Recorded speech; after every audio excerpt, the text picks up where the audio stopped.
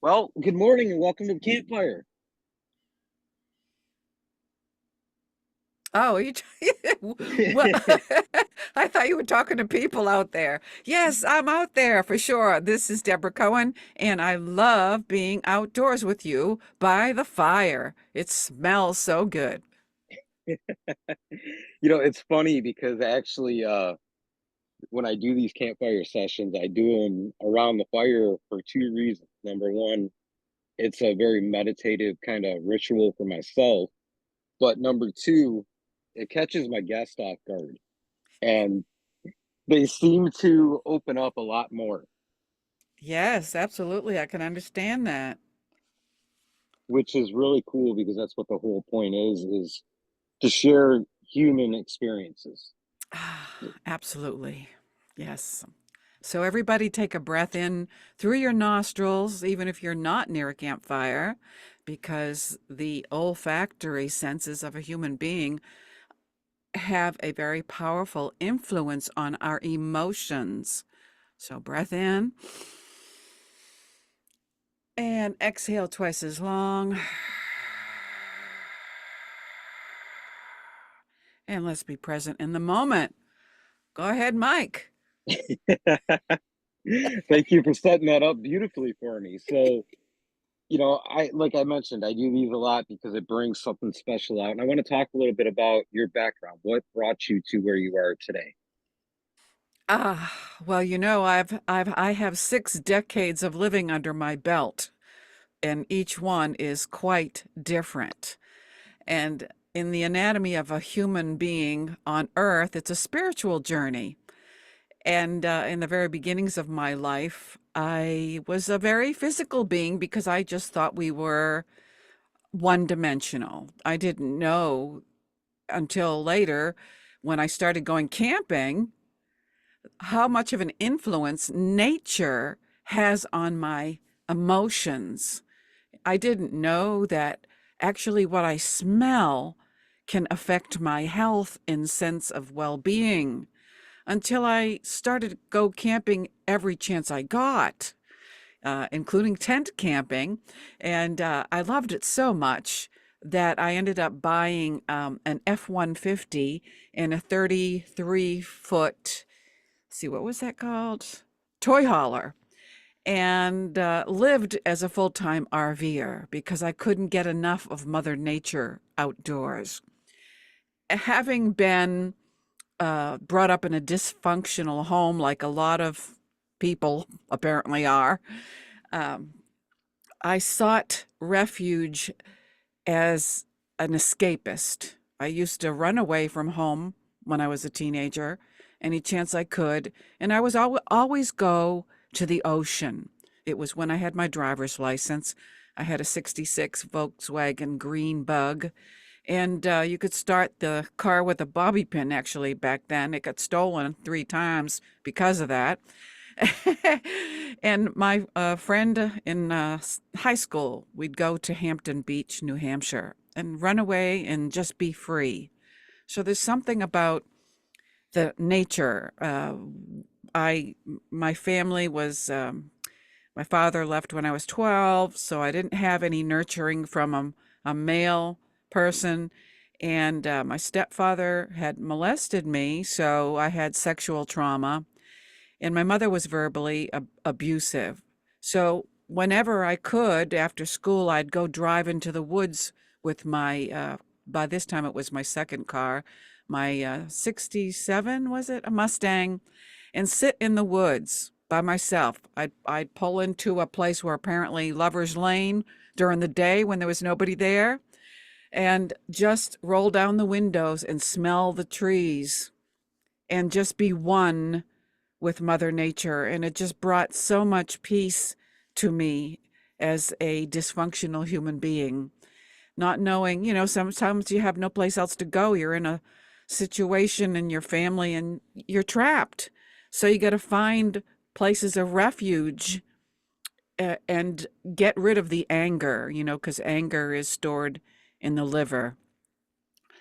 And so does excessive alcohol, interestingly enough. But yes, I've done plenty of booze, plenty of drugs, so I'm not throwing stones at anybody. But I just am seeking my own sense of wholeness.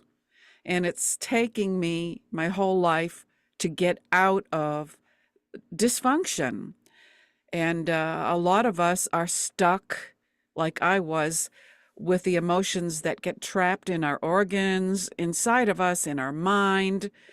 And sometimes you have to go through counseling, which I've done. You know, I'm answering your question in a long way. By the way, you can chop me off at any point. And then I discovered I had, jobs that put me in high stress. Well, because of the sexual trauma as a child, I didn't know that I had PTSD, which a lot of like military soldiers come back from the war and they have this trauma and it's not taken care of properly. And a lot of soldiers take their lives because they can't handle that trauma. So I'm just here to say, there are ways if you're suffering with, anger, anxiety, obesity, which is another byproduct, um, hating people, looking at other people and feeling not good about yourself because of the way they look. That if you look in the mirror and you don't like who you see, these are all things that you can change by, let's say, for example, essential oils is a big help of mine. And of course, essential oils come from Mother Nature, which makes sense. If you understand that aromatics or essential oils stimulate the parts of the limbic system associated with emotions, such as the amygdala and the hippocampus, for those nerdy folks out there that need technical terms. But did you know that the New York University proved that the amygdala gland, which is a gland in the limbic system of the brain that stores and releases trauma in the body, does not respond to sound, does not respond to sight, does not respond to touch, but only releases emotional trauma through the sense of smell? Wow, really? No wonder I have such an acute sense of smell. I've been told that I smell like a dog does. I can smell things. I can't, anyway, I can't be around people that have synthetic chemical smells like perfume and mothballs. If you used to go to church and sit in back of the old lady that's got the mothball smell, it gags me because it's synthetics. But essential oils, pure, unadulterated essential oils, inhaled, can heal so much of you mentally, emotionally, physically, spiritually. And and also, Mike, I don't know if you can tell the audience how old you think I am. I'm going to put you on the spot. You know what? I'm going to be very generous and I'm going to go with 40, 47. Oh, isn't he sweet? No, no, I'm going to be 70 in November. And I attribute part of that to doing my mental health work, to doing my breath work, to using essential oils. And you have to use them carefully. Some of them you can't ingest. Like in France, they consider essential oil as a medicine. But in this country, it's like, you can go buy it at Walmart, but it says it has lavender in it, but it's got everything else in it, all natural, everything else, like nothing in it is real. So you have to make, in this country, there's no FDA regulation for essential oils, so you have to go by the reputation of the company. And I put a drop of lavender on the palm of my hand when I'm putting my makeup on before I do, mix it with coconut oil, unprocessed, and slather that all over my face. And that's why I don't have any wrinkles. Voila. So there's a lot of goodness to Mother Nature. And anyway, does that answer some of your question? It definitely sets the stage for sure. Okay. There's a lot within the idea of, you know, rituals that I think of when I think of natural oils, Yes. because I utilize a lot of the four sacred medicines within my practices. And Oh, I've noticed a huge difference within not only perception and the way that I go through the world, but also how much lighter I feel since I've yes. incorporated those things into my daily routines. Absolutely. Absolutely. Yeah, you look like you're just chilling there and having a good old time. And I know that there's something in your bio that talks about yoga. So are you do you practice yoga? Not particularly. I Not yet, mean, not yet, right? yeah, not yet. Maybe down the line. I've tried it a few times and we'll just say we've not had the best outcomes with that. Well, you know, that's a good remark to make because not all yoga teachers are the same. So the question is first, why would anybody want to practice yoga? You know, actually, I used to go to a congregation in Texas, which is where I met my husband when I was 62, and when I was full time RVing. And I was going to a congregation, you know, to find some socialization. And the pastor found out that I practice and teach yoga. And he took me into his office and he said, "We don't allow yoga here." I'm like, "What?" I'm not practicing yoga right now. I mean, you know, that's my livelihood, but I'm not doing it here in the congregation. And he said it's demonic, and if you don't stop practicing it, you can't come here. I'm like, "Are you kidding me?" There's people, so, you know, there's a stigma around stepping into a yoga class or practice that can be very hard for anyone to approach a yoga practice because if you have this mindset, and there are people who do practice uh, Kundalini, which is conjuring up spirits, and I would not recommend it for a believer. But if you can find a believer, there are Christian yoga classes, there are Jewish yoga classes, you know. I don't know about Islam, but you know, you can check it out. And why would we want to learn yoga? Because it's a vehicle to access your unique and unlimited body mind potential. Ah, so I've gone from a child who only thought I was a physical being that had the posters on the walls of Michael Cole from Mod Squad. And, you know, I thought everything was physical and all that. And then I found out, wait a minute, there's more to me than just what you're looking at. I call this my earth suit, part of Mother Nature, because when I take my last breath on this planet, this earth suit goes back to Mother Nature. But the real me, which you can see inside the windows of my soul, lives on. You can call it a spirit, you can call it a soul, you can call it whatever you want. But that me, that you see in the eyes of somebody, if you have discerning, lives on. So while we're here, we need to, if we've suffered trauma, to reconnect that soul to the body and the mind. The mind, the brain. Some people believe in body mind connection, which you'll hear in yoga. Others do the body mind spirit connection. So, you know, it's not one size fits all, but while we're here, you want to know who you are and why you're here and make this world a better place.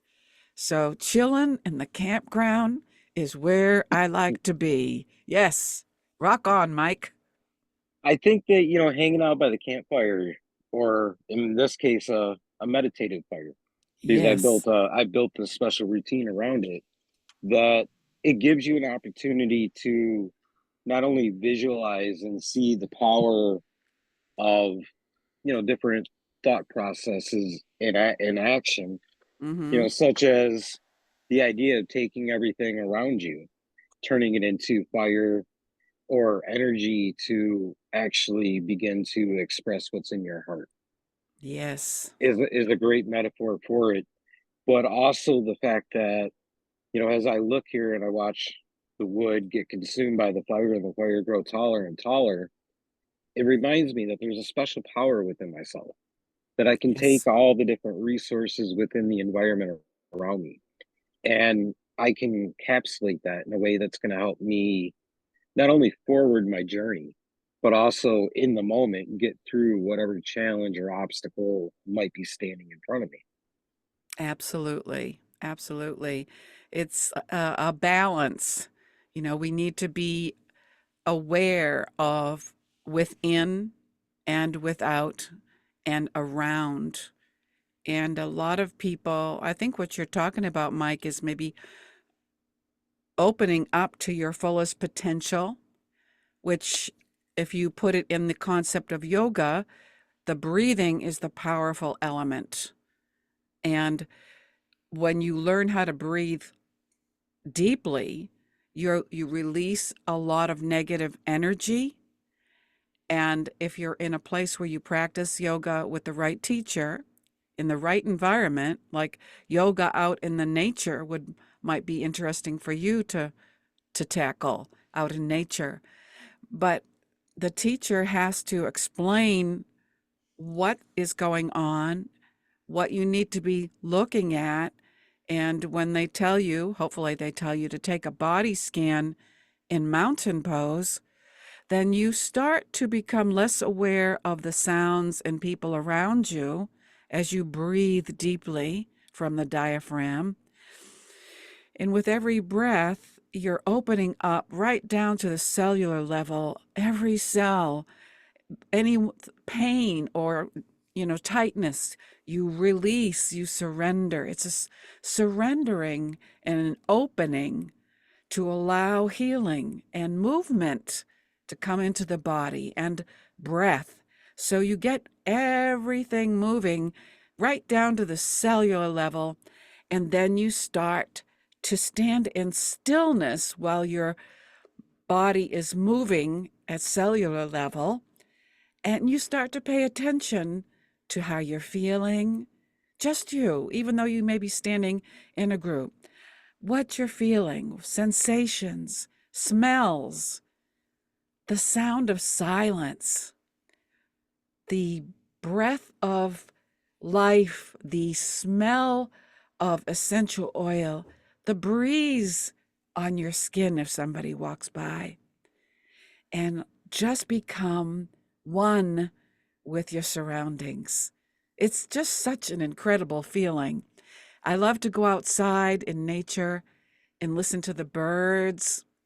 I'll sit out in my back patio, and I'm so blessed to finally have a backyard where no neighbors want to come over and flap their gums. Hey, what you doing today? Oh, did you hear about so and so? I'm like, oh, boy, get away from me. I want to listen to that bird over there. I want to smell the grass beneath my feet. I want to hear the whispering of the wind. That to me describes everything that I do when I'm on the trail Ah, because you're walking and you're kind of working yourself into a walking meditation practice, right? yes, And it gives you the freedom to explore that sort of thing within yourself yes, and yes, kind of strengthen those muscles. And yes, the reason that I do everything in the outdoors outside of the love for it is the fact that it's a safe environment. You know, exactly. we don't have all the stories that we tell ourselves going on. Hmm. We're able to strengthen that power of observation and tap into just the natural flow of life that's going on around us. And yeah, there is something to be said for the fact that we can learn something to help us in our journey from every living thing around us, whether we see it and watch it or we just simply smell it. It goes through us, it brings us back into that connection with Mother Earth. Yes, indeed. And as an elder, a sage, hopefully a wise sage, it just really baffles me that most people that I've been around, they're very uncomfortable with silence. They don't know how to embrace silence and be still and be one with others It used to be like I grew up Catholic, pre-Vatican II. It used to be when you walked into the High Mass cathedral, you did not talk. You anointed yourself with oil. The atmosphere, that was one of my favorite things about the Catholic Church, and I'm no longer Catholic. That's another story. But it's all about choices, right? Revelation, what God shows you outside of the four walls. And there was something magical about having the rosary in your hand and saying these memorized prayers under your breath that you weren't talking to anybody except God. And that's disappeared with the popularity of post Vatican II, where they took away um, the ability to hide yourself under the mantilla, so just you and God in this little dark space with smoke and candles and fragrant incense. It just took me away. And when I walked away from Catholicism after my 8th grade confirmation for reasons of I won't get into, I looked for that abode someplace else. I started going to these oceanside retreats when I moved to New Hampshire. And I deliberately went to silent retreats by the ocean, and nobody talked. It was precious.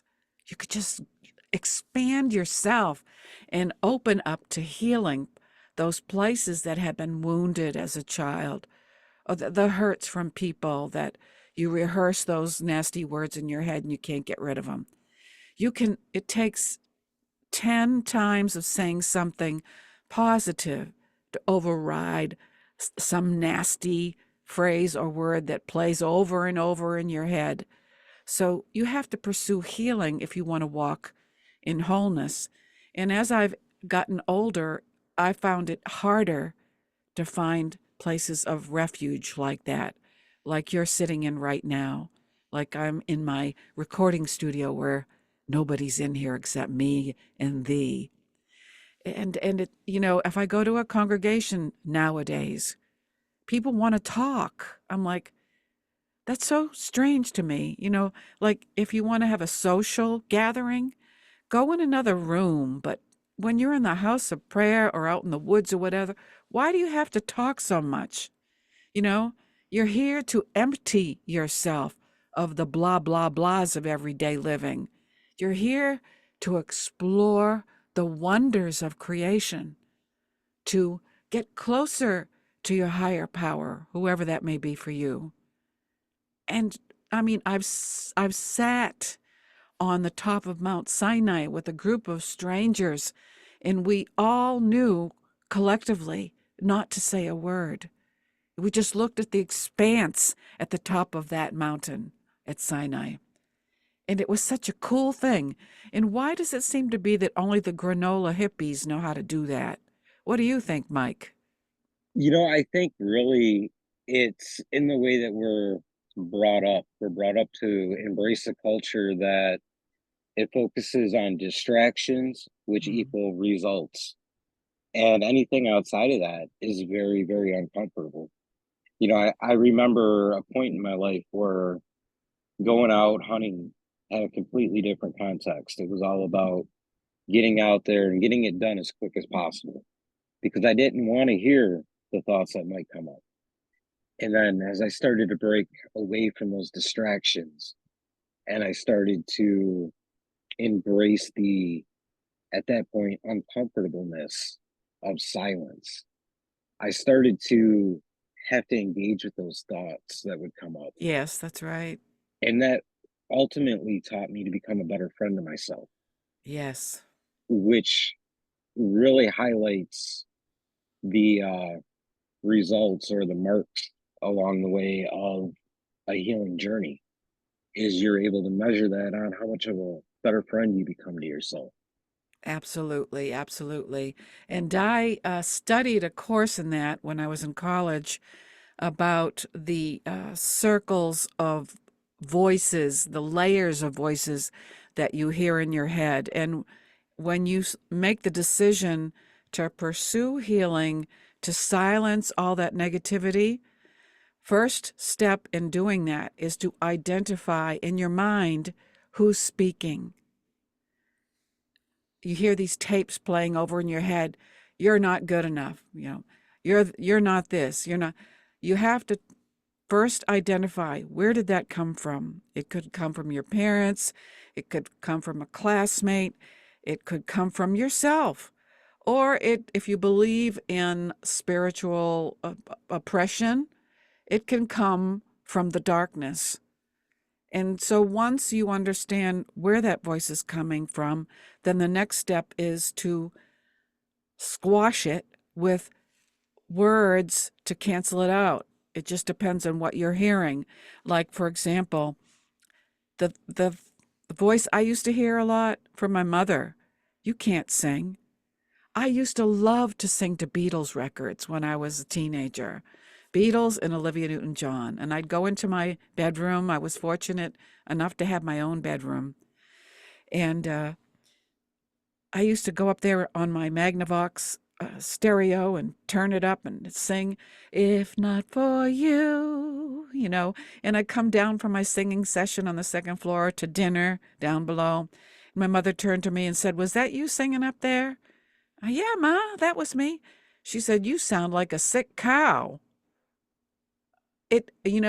You would think I could just brush that off, but because I had always been told something was wrong with me from my parents, I thought there must be something wrong with me. A child's going to believe what their parents say to them. So I stopped singing. But there was something inside of me as I got older that still wanted to sing. So I couldn't sing in front of people because I was afraid. We're governed by two major emotions, love or fear. So I had this huge fear, and I tried to stuff it and ignore it and fill it with everything else except what I really wanted to do. For me, I was born to sing. So I had to go to counseling, believe it or not, to go to this lady. Sylvia was her name. And I didn't want anybody to look at me when I was singing. It just felt like an invasion.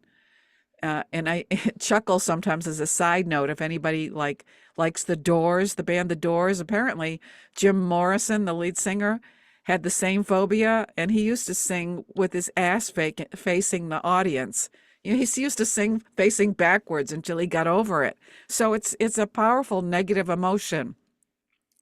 So she brought me into this gymnasium by myself, just her and I, in the healing process, and had me strap on my guitar and walk around in a circle. And she stood on the outsides of the gym, and I was in the center of the gymnasium. And she said, "I want you to just walk around in a circle and play your guitar and sing." And that's what I did. I walked around in a circle, scared to shit because I didn't want her to look at me, trembling inside with fear. That's how traumatic those words affected me. Words can really do a number on people, and I really wish people would be more kind to each other with what they say.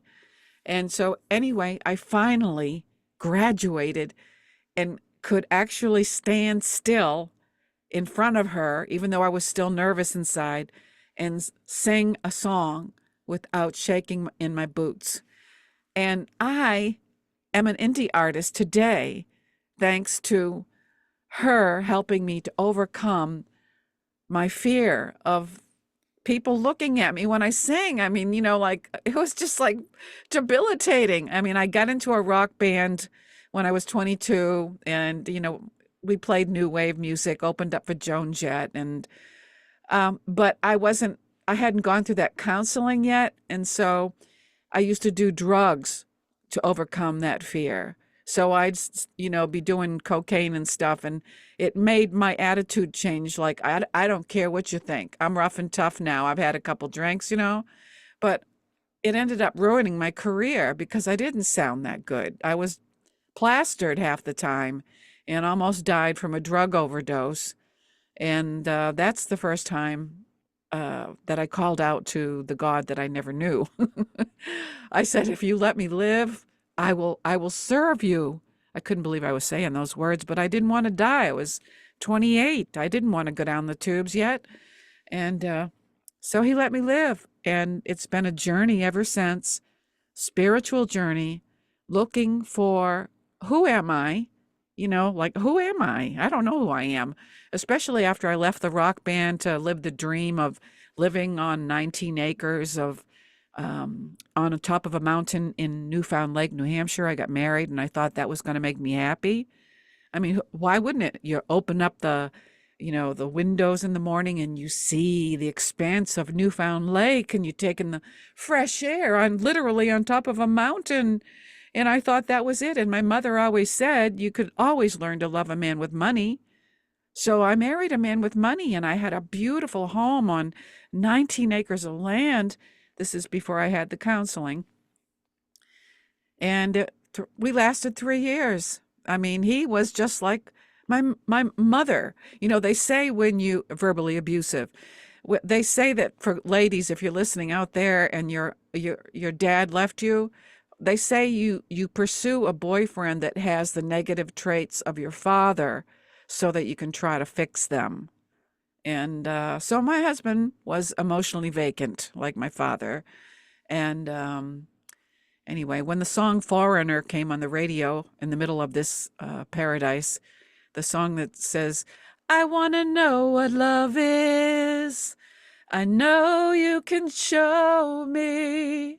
I want to feel what love is. I crumpled down. I fell on my living room floor in a ball and wept and wept and wept because I just wanted to be loved. And we all just want to be loved. But we have to learn how to love ourselves first. And I'm not talking about narcissism. I'm talking about looking in the mirror, looking into the eyes, the pupils, and asking yourself, how do you feel about yourself? How do you feel about you looking in the mirror? And there was a time when I looked in the mirror and I hated what I saw in the mirror. I saw everything wrong. But now, yeah, I got my faults. Okay, I see them. I see them. But I look at the beauty of the earth. I look collectively at who we are as people. And I feel good when I'm around people that want to be lifelong learners, to grow, to accept one another, not to compare to one another. Oh, I see you got this. You need to do your work, person. If you're comparing yourself to somebody else, you need to do some more work. And no, am I happy with the way I look in the mirror? No, you kidding me? I mean, as you get older, they say you start to look like your mother if you're a woman or a father. And so I deal with obesity, and I'm still working on that. But I've started teaching yoga again online at a website called burnalong.com, and to help people like me that have been hit with COVID and are making a comeback. So here I am trying to practice yoga, pleasingly plump yoga person. The buzzword is size inclusive. Size inclusive. So instead of saying, hey, are you a fat chick? You say, this class is size inclusive. So no matter how large you are, come one, come all. There you go. And as Mike said, it hasn't worked out for him for yoga, but maybe he hasn't had the right teacher. He doesn't need size inclusive. He looks pretty slick over there sitting by the campground fire. But you have to find a teacher that teaches posture. Posture has a lot to do with it. A lot of people, like if they're walking, you see them hunched over, like they're carrying the weight of the world on their shoulders. Yoga would be great for you to lift those shoulders up, lift your chest high to the heavens, start stretching and expanding your space bubble, and feel safe in the wilderness with the fragrances of essential oils. Glory, glory, glory. I think that's actually a beautiful story that a lot of us get too caught up within the traumas or the events that we experience that ends up preventing us from taking that kind of journey. Yes. And as the fire starts to die down, I want you to speak to somebody that's just coming to the understanding that, you know, their traumas and their events in life have held them back from so much, and it's time to explore and reinvent themselves and Yes. take a spiritual journey. Talk to Okay. them at the very first steps of that. Okay. Right where you are, whoever you are, whenever you're listening, whether right now live or in the archives or wherever you are, the Spirit is speaking to you. Yes, you. Yes, you. The breath that you have is the life within you.